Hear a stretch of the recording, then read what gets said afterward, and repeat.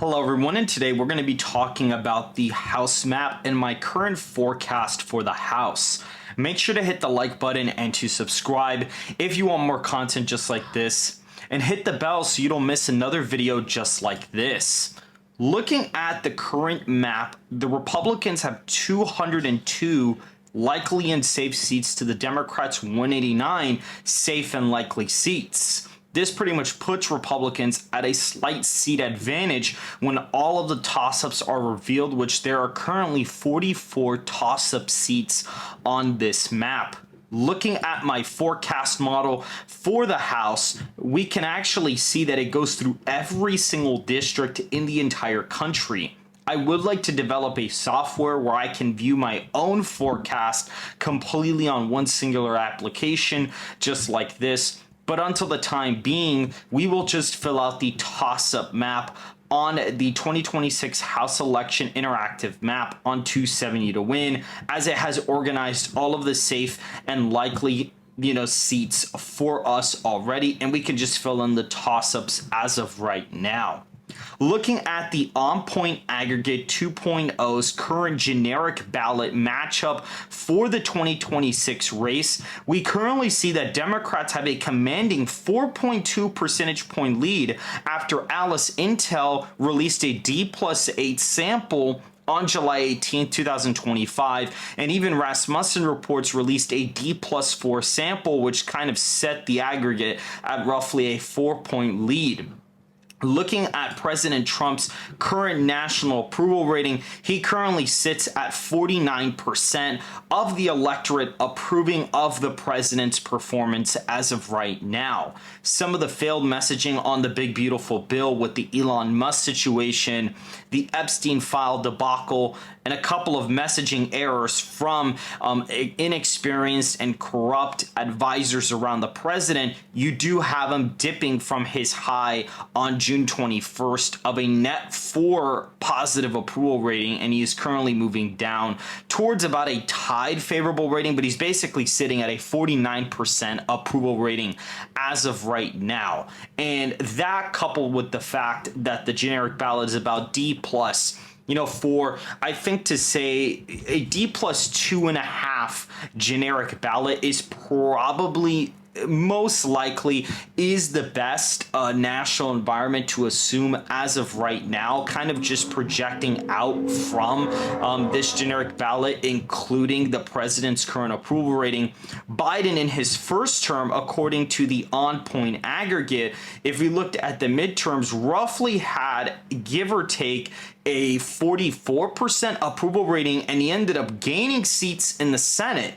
And the Republicans barely gained seats in the House. So, really, when you actually factor that in, on top of America's direction pretty much completely skyrocketing in the positive direction, with it currently being at about 45%, which is pretty much an all-time high in the aggregate, besides when Donald Trump first got inaugurated when it was at 47%. So this is the highest it's actually been in the aggregate. The high technically was May 31st of this year, but it has dipped a little bit since then. But overall, compared to before, it's in a much, much better position than it was just a couple of months ago. And so looking at the generic ballot plus Trump's current approval rating, and you can clearly see that it's probably going to be a D+2 to 3 generic ballot. Also, what's pretty cool is you can use this like zoom feature on the aggregate that we have as of right now. I actually think it's a really, really cool feature, and I'm really excited for people to use this. This website is in the description down below. This is meant to serve as a replacement for Real Clear Politics, because we take out all of the mainstream media polling and we plug in only the most accurate pollsters from the 2020, 2024, and 2016 elections overall. Of course, we had to add in a couple of inaccurate ones to kind of give some bias, kind of like remove some of the bias in the aggregate. But funny enough, like if we go to the presidential race, obviously there are aggregates that you can look at for Pennsylvania, Michigan, Arizona, Georgia, and Nevada. But the same methodology we use to aggregate Trump's approval rating, Biden's approval rating, the direction of America, we use it to aggregate the 2024 and 2026 elections. And for the 2024 race, you can actually see, if we go ahead and refresh this really quick, you'll actually see that the generic ballot, or at least the national popular vote for Trump and Harris, would have finished off at R plus 1.3 on the final day right before the election, and he ended up winning the popular vote by 1.5%. So this is basically a spot on aggregate, compared to RCP that had him up like 0.1%. We pretty much outperform RCP in our 2024 national average and all of the 2024 swing state averages. We pretty much outperform the aggregate on Real Clear Politics for all of the national and state data, and we're just taking the same pollsters and methodology for these groups, and we're just applying it to the 2024 election to show that our aggregation is superior compared to other sites like 538 and Real Clear Politics. But again, just kind of moving forward, multiple wars around the globe and central banks are turning to gold. Gold is the most in-demand safe haven asset among central banks. Demand for gold comes as central banks look to move away from the US dollar, and it is the only currency central banks are looking to reduce exposure to. The dollar has sunk into its lowest level in 3 years. The Citibank CEO warned sovereign wealth funds are diversifying more aggressively, and according to Nassim Taleb, gold is now the world's reserve currency.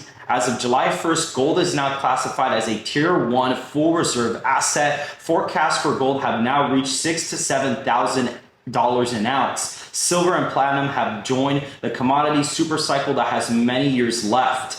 Call the proud Americans of Patriot Gold Group today before it's too late. Mention On Point Politics and you'll get best-in-class service from Patriots protecting Patriots. Patriot Gold has the no fee for life IRA, where your IRA or 401k can be in physical gold and silver, and you may be eligible for the no fee for IRA on qualifying rollovers. Call 1-888-795-9430 for a free investor guide today. Patriot Gold Group is a consumer affairs top-rated gold IRA dealer 9 years in a row. Call 1-888-795-9430. Looking at the House map, the first seat here is Arizona's first. So David Schweiker is the incumbent. This would be his 8th term, and he's been serving since 2011.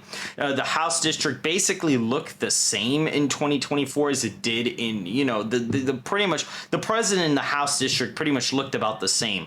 And we clearly see that in Arizona's first, you have a very narrow hold on that seat. It's very, very competitive.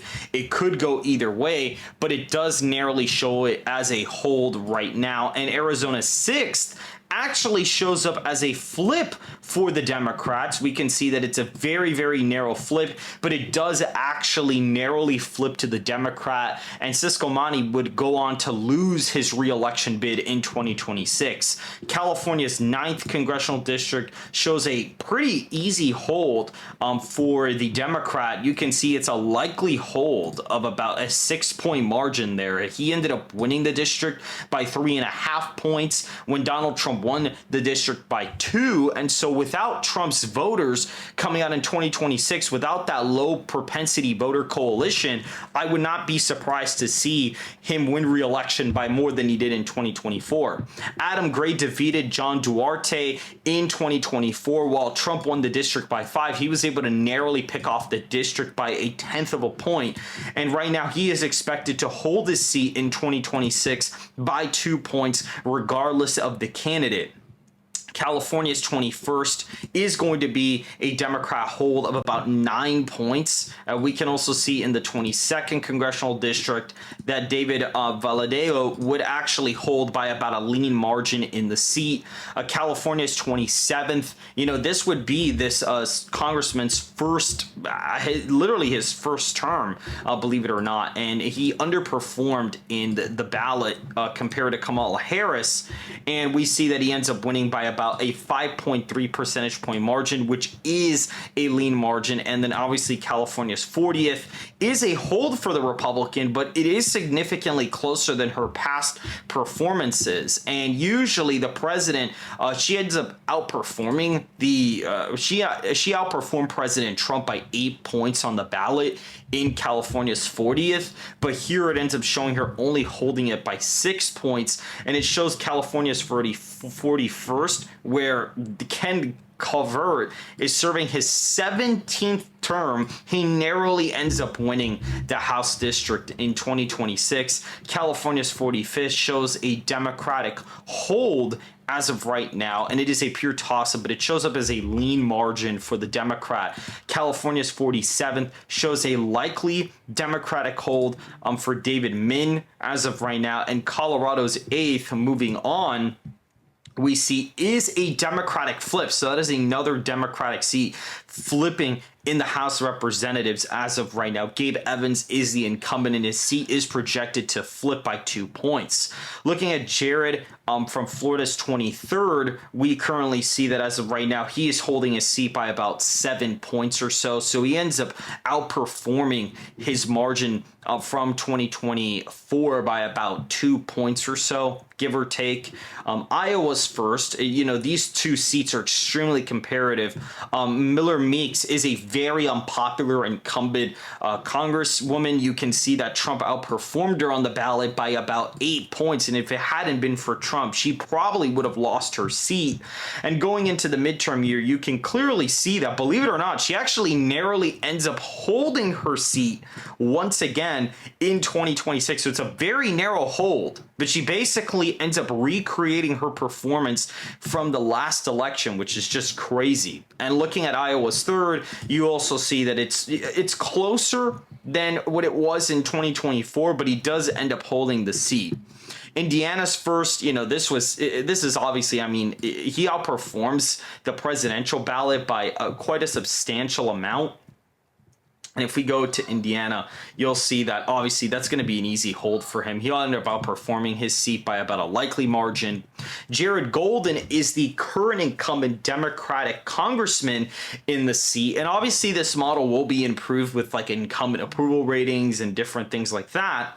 But you'll actually see when you look at the polling here, he actually holds his district by about 1.3%. So he actually improves by almost a whole point. So he ends up holding that seat as of right now. Michigan's 7th, when we look at the model, ends up showing as a very narrow Democratic flip. It's very close, super duper close, but it narrowly flips, and the Democrat ends up doing slightly better in the district in Michigan's 8th compared to last time. She actually ends up outperforming her margin by about a point. And then in Michigan, you see that John James is retiring to run for governor, but his seat actually holds by a little bit over 2 points. So that is also really interesting. And then Minnesota's second, Angie Craig, is also running for U.S. Senate. And you see that she ends up outperforming the Democrats on the presidential ballot by quite a substantial amount. And you can see that she's literally winning the seat by a safe margin. So it's basically the same margin as last time, and she really has no problem with that seat. North Carolina's first, as of right now, is showing up as a narrow hold. It is a little bit more Democrat than what it was in 2024, given the national environment. But that is what we're currently looking at. Nebraska's second congressional district is going to be somewhat close. We can actually see, according to this, the Democrat would narrowly end up winning the district as of right now by roughly, give or take, 2.5 points. So it is sort of an auto flip from the 2024 election. Don Bacon outperforms President Trump by about 6 points on the ballot, but he is not running for re-election, and so that seat is basically in jeopardy of flipping most likely. And then Chris Pappas' seat, he won it by 8 points. Trump barely lost the district by 2. And you can see that he literally an 8-point margin in the seat, or a 9-point margin. So he's pretty much got that on lock. New Jersey's 7th has an incumbent Republican that won the district by 5. You could see it is a very narrow hold in that district for Tom Keene. And this would be his winning his re-election for the second time in New Jersey 9th. That is a really easy win. It's basically like a 7-point margin of victory there. New Mexico second ends up showing, Trump obviously outperforms in this this district a lot compared to the Democrat or the Congress Republican. But Gabriel Vasquez is serving his second term, and he is expected to hold his seat by a little bit under 5 points. So he ends up outperforming by roughly, give or take, a point from the last cycle. Nevada's third is a toss-up district there, and we can see as well that she ends up holding by 5.3%. So that is a lean margin hold there. New York's third with Tom Suozzi, who is serving out his second term after winning a special election in 2023, or he won it in 2024, depending on when it was. But again, he ends up outperforming President Trump from the ballot by quite an extensive amount. And so when you look at the ballot there, I mean, he's literally winning it by 4 points. I mean, there's basically no denying that. New York's fourth, the Democrat wins re-election by 4 points. New York's 17th congressional district, as of right now, is a narrow hold for Mike Lawler. He's narrowly winning that seat as of right now. And New York's 19th congressional district, you can see, is holding for the Democrats as of right now. Ohio's first should be a very easy win for the Democrats, winning it by about 10 points or so on the ballot. So that's a 10-point margin. Ohio's ninth, we can see, is going to be a lean Democratic victory, as well as Ohio's 13th. So all of these Democrats basically hold their seats from the last presidential election. And looking at Pennsylvania's 7th, there's 3 toss-up districts here. 2 of them are serving their first term. Pennsylvania's 7th seems to see a very narrow flip towards the Democrat, while Pennsylvania's 8th ends up showing a very narrow Republican hold. So Republicans would hold the 8th district but lose the 7th district according to the modeling. And the Republican actually holds Pennsylvania's 10th, so they only lose a seat from Pennsylvania. And the last couple of seats here in the state of Texas, we can actually see very narrowly when we look at the seats here. I mean, Texas is 28th. I mean, the Democrat is winning by a point more than before. And then Texas is 34th. We see that the Democrat's winning by 5.3%, which is a 2.5 point improvement there. And then in Virginia, we can see that second congressional district is a very narrow hold for the Republican. Virginia's 7th is going to be a somewhat decent win for the Democrat. He barely wins it by under 6 points. Washington's 3rd is going to be a lean Democratic hold. And then in Wisconsin, you have a lean Republican hold for Derek Van Orden. And so with all of that being said, the Democrats would end up getting 220 House seats to Republicans 215. So they basically win a similar majority to what the Republicans won this time around. And when you look over here at the map here, I mean, the Democrats, I have them winning 221 to 214 according to the model. So there is like a seat that ends up flipping. I believe it's Alaska is the only one that ends up actually holding for the Democrats here. Like the Democrats would flip it back, but without Mary Patola, it's probably going to end up staying in the Republican column. So I'm actually not too worried about that seat, and that's why on the House Interactive map, you clearly see it here. But like if this were to be going Republican, you clearly see the Democrats would be at 220 and the Republicans are 215. So basically the congressional map here and on here is basically the same. It's like a seat difference. But pretty much the Democrats would win 220 House seats to Republicans 215 House seats. Make sure to hit the like button and to subscribe if you want more content just like this. And I will see you guys in the next video.